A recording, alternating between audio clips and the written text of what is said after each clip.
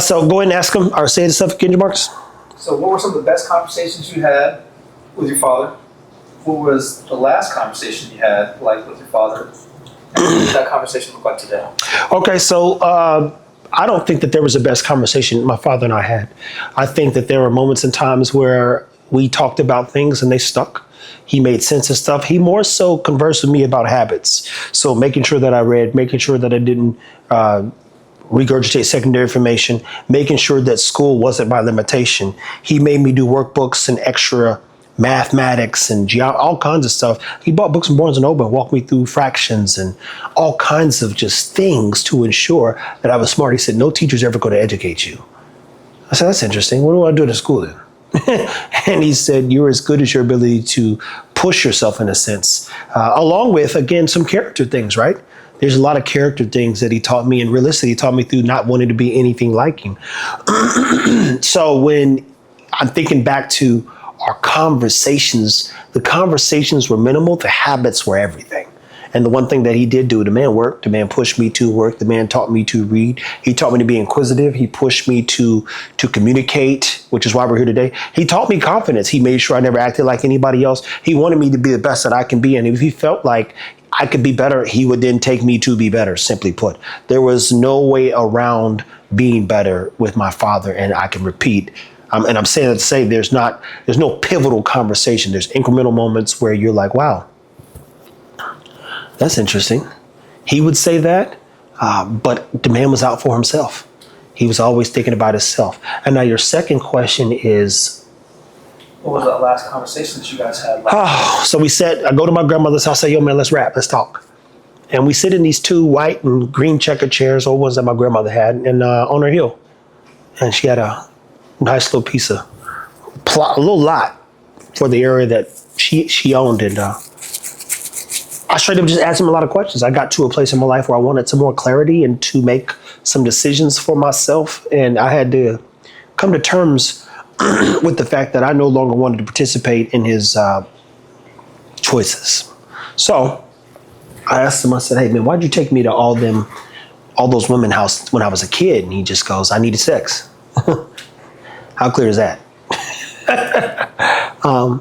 Walk me through, and I didn't say walk me through at the time because that wasn't my terms that I would use, but I said, man, so what was all the anger, rage, and the beatings about? And he just said, I just never wanted you to look at a prison. And him and I had more questions for him, and he gave me the answers that he could give me at that time. And at that moment, I just remember walking away from everything I had asked him and wanted to ask him. Because a lot of times to heal, you have to talk to, I'll use the word oppressors, but you have to talk to the people who cause a good portion of the damage. And ironically, you get clarity in those moments, especially if they're willing to be honest. Some people dress stuff up and some people go straight for the jugular because either they want you to hurt or they just tell the truth. I can say my dad never lied to me. He might lie to everybody else, but he didn't really lie to me.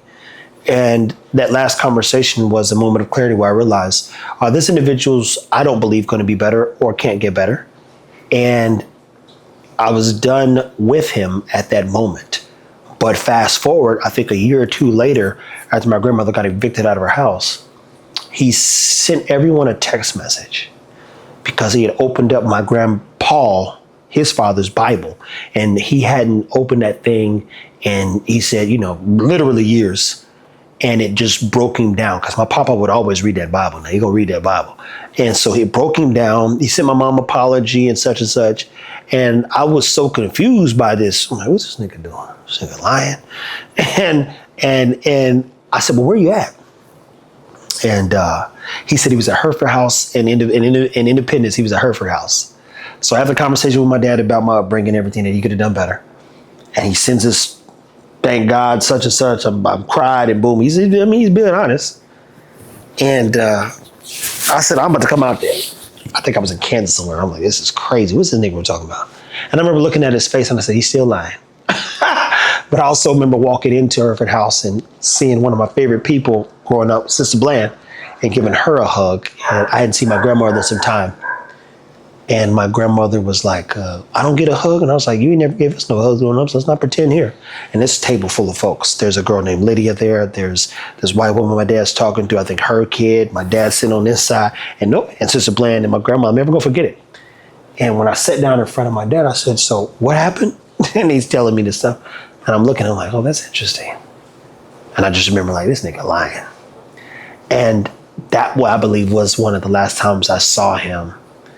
No, the last time was when I built T-Fit and they was getting evicted and I dropped something off to him for this chick he was dealing with. He called me because nothing was like, even after that first, the conversation in the grass, I wasn't like, man, fuck you, I ain't never talking to you again. That's not how it works. Be very clear, people. When you're cleansing or clearing people out of your life, it ain't no straight line unless they've really done you some harm. You say, man, your dad did a lot of bad things. He did. But by this time I'm grown. He can't hurt me no more. So that time, and then the God time, and then I had built T-Fit. And I remember Dan said, Trevor, you can take the car. I've got to go for a little bit. Dan had a Range Rover. I didn't even have a car. My dad was like, hey, I got this chick down here showing her your videos. She said, can she get some clothes for her kids? And I had some shirts left over with We Fitted on it. And took them down there. And I just remember saying, boy, that's when you like, bro, this dude ain't never going to change. He ain't never going to change. And those were my closing remarks. And that's when you go, okay, we're done here. I think I blocked him that day, actually. I think my dad right now, it's probably on this phone too, but he might be at the top of my block list still. That was like, I wish the blocking thing would show you how long people have been blocked. Because at that moment, my dad's one of those people, he knows that,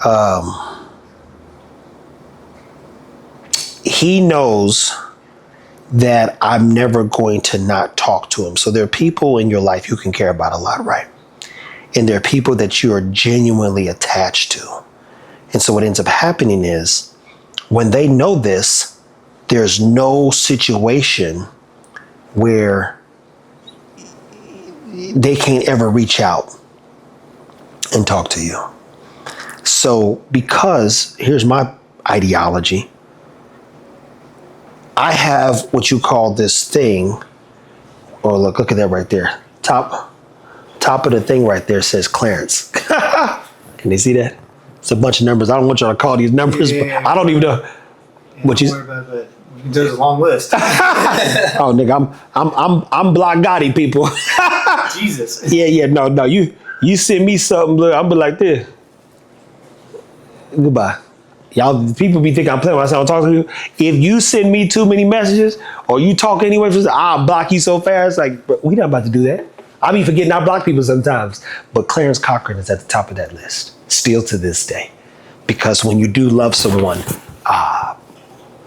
it's very hard to say no when you care.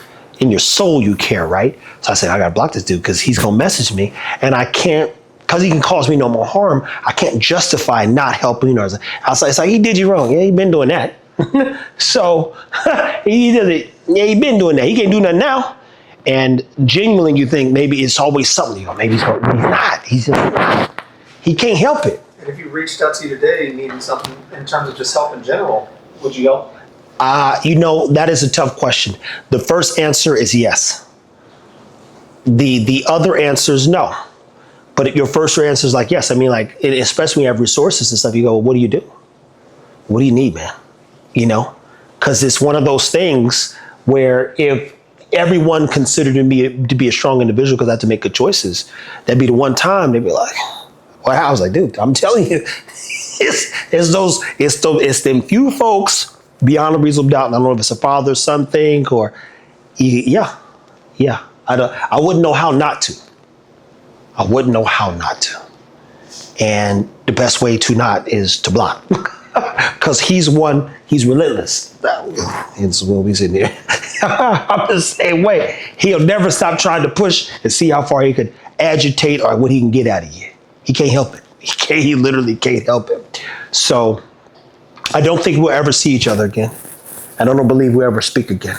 So if I was to have a conversation with him today, I know enough not to have a conversation. I think it'd be a moment of like, wow, He either looks terrible or whatever. Maybe he's got a whole new life. But I just wouldn't know what that conversation looked like. Because he's not a man that I want to be anything like. And he's not a man that I look up to. He's not a man that I respect. He's not a man that I admire. He's not a man that I genuinely care about. Now, again, I always will love the man. I'm not going to pretend not to be clear about that. But I will say, I wouldn't have anything to talk to him about. And realistically, if anyone's watching or if he or whoever sees, there's a lot to talk about specific to me because I'm just warming up. So the conversation today will be, how can I help, man? What's going on? And he'd say whatever, and I'd be like, okay, that's good, man. Everything else is good. He'd walk me through a few situations. I say, okay, man, well, look, you take it easy, have a good life. It'd be that. I don't imagine there'd be a lot of, because I'm never the person like, man, I did all these things. I got more work to do. So I don't know that I'd be like, man, check this out. Like, I don't have that thing or want everybody to see my achievements. I don't even like showing people. And I think you should take pride in the stuff you do, but I only show people when I have something to share genuinely about maybe a perspective that they might be lacking. Otherwise, I'd be like, figure the fuck out. Now, if you need help, I normally help people. I don't like that thing, but I don't think a conversation today would work because there's literally nothing for us to discuss. He's not going to be in a better place than I'm headed. And he's not someone I could trust. So if I can't trust him, I shouldn't be talking to him. What else you got, man? Is there anything that you would thank him for at this moment in time? No. Because, I mean, we didn't leave on bad terms, technically. I'm sitting, I mean, you turned out to be a remarkable person. On the way. I'm on the way. I mean, just based off everything I've got to see from even my own perspective. Yeah. You know, I've seen you impact a lot of people in a lot of great ways, even if they couldn't handle the pressure or whatever the case may be. But at the end of the day, I've watched you impact person after person and care relentlessly for other people. Yeah. You know, but I think that's also a byproduct of what you also went through and everything he put you through. Well, I think life itself collectively put me through a lot. So, you know, I'm giving him credit and stuff. There's a lot of influential people and people impacted me. My dad was the most consistent in raising the bar in terms of creating a standard.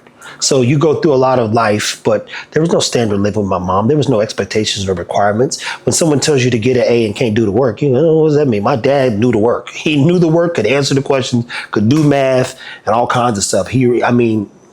Writing papers, he hates when people can't write or put emails together. It annoys the shit out of him because he is high level smart. So, you know, is there anything to thank him for? The biggest thing would be just thank him for being who he is so I don't have to be who he is. I mean, everything he is, I don't want to be. So, but then that's not a genuine thing. But again, here's the thing. We didn't leave on bad terms. You know, in my mind, at least. We didn't leave like, hey, Nick, fuck you. I don't want to talk to you ever again. That wasn't the end. The end was the moment of clarity that I had after the small journey, that end journey where you just go, 10 years from now, is my dad going to benefit my quality of life? And the answer is no. And where I'm headed, who I now know even, I don't want these people to know my father. And I'm talking about him, so you're like, man, I feel like I kind of know him. But I'm talking about him because a lot of us don't talk about the things that made us or the things that broke us or the things that we're working through and trying to learn about ourselves. So I can honestly say I don't know what the conversation would be today, and there's no reason to thank him. And if I was to thank him for being everything he is. In the Tuesday game, I mean, again, he consistently raised the bar and he set a standard and had expectations, which you need to have for your kids. I had to be at my table at 5 a.m. reading my geometry book. He set the bar high for the work ethic and, again, showing up. I would get off work, tell your mom, drop you off the gym. I'm like, man, I want to go to the gym. She's like, I'm not dealing with him. You going straight to that gym, boy. And, you know, you work out for 2 hours and some change. You go, man. And then if I had to thank him for anything, it'd be for not letting me be no helpless bitch ass nigga.